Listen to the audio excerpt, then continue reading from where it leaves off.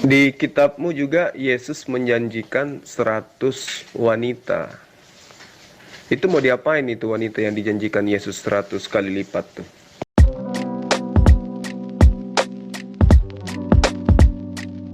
Shalom alaikum, selamat datang kembali di channel ini guys. Kali ini saya akan membahas tentang salah seorang yang mengatakan bahwa katanya Yesus dia menjanjikan kepada pengikutnya 100 perempuan. Ngeri banget nih guys. Memang nih Zuma ini suka ngarang gitu.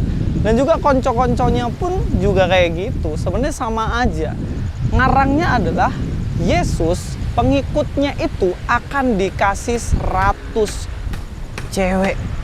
Ya, saya tahu sih. Maksudnya di sini kan dia ingin menunjukkan bahwa kalau di ajarannya memang dikasih 72 bidadari. Dan kemudian bagi dia, Kristen juga sama kok, dikasih 100 cewek. Mari kita langsung aja nonton videonya. Di kitabmu juga Yesus menjanjikan 100 wanita. Itu mau diapain itu wanita yang dijanjikan Yesus 100 kali lipat tuh? Tunjukkan perkataan Yesus menjanjikan 100 istri. Huruf per huruf. Oke? Baik, saya mulai ya. Coba kamu buka Matius 19 ayat 29. Kita telaah kasus, kemudian kita telaah kritik. Kritik apa? Kritik teks.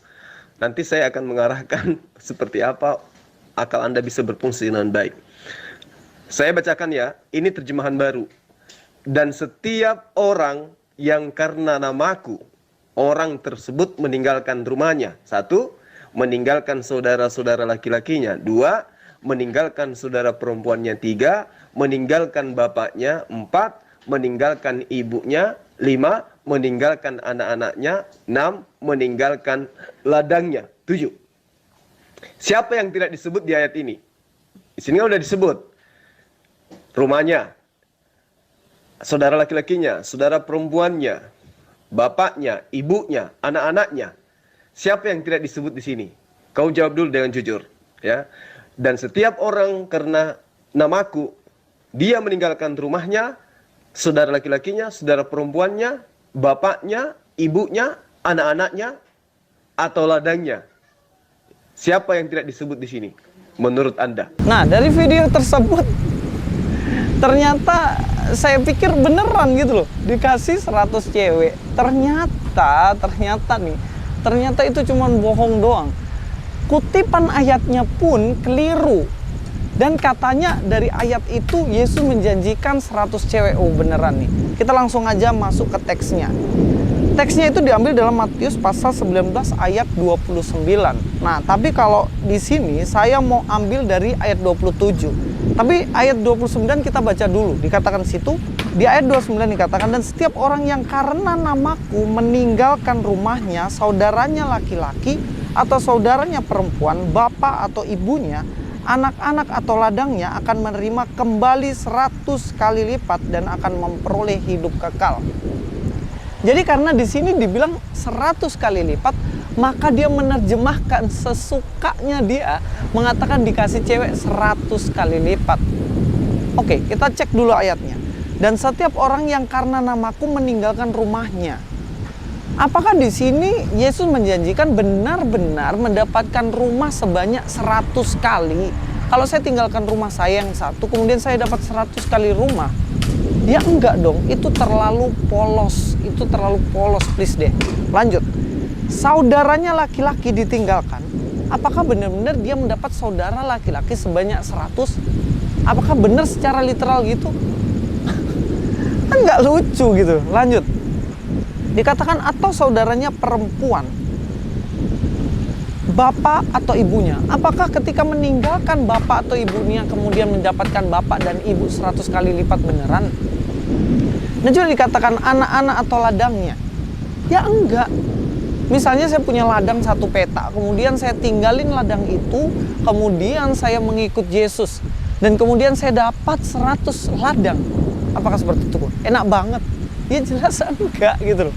Karena ini adalah berbicara mengenai upah yang berkali lipat ganda ketika mengikut Yesus, dalam arti berkat, secara rohani.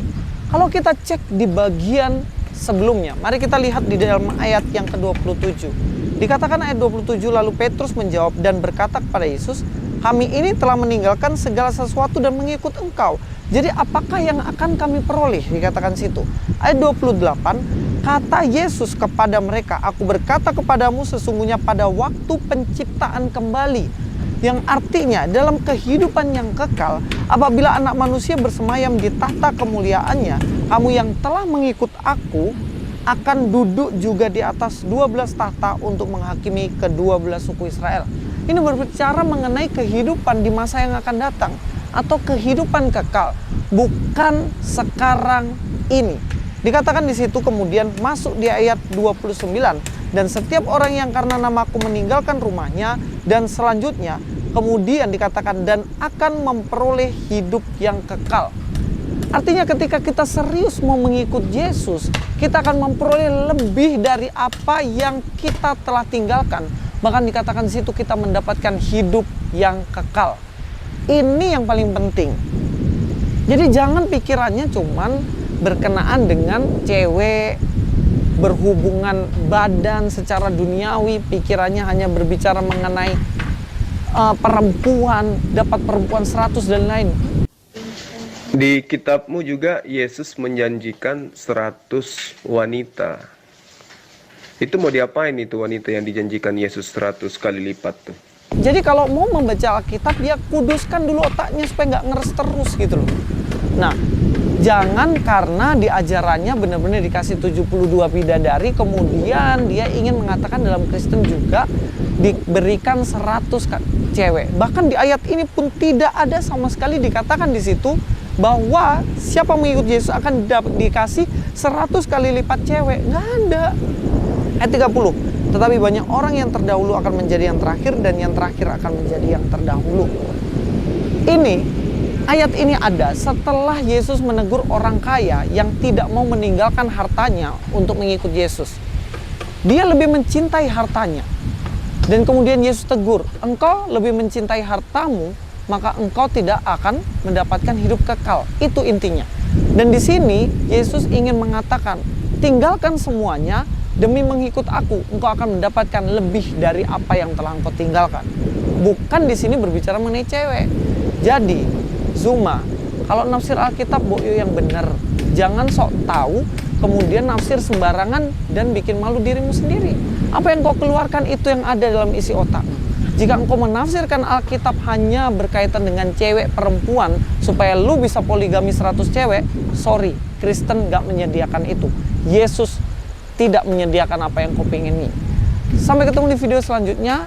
Luis Prasetyo di sini. God be with you all.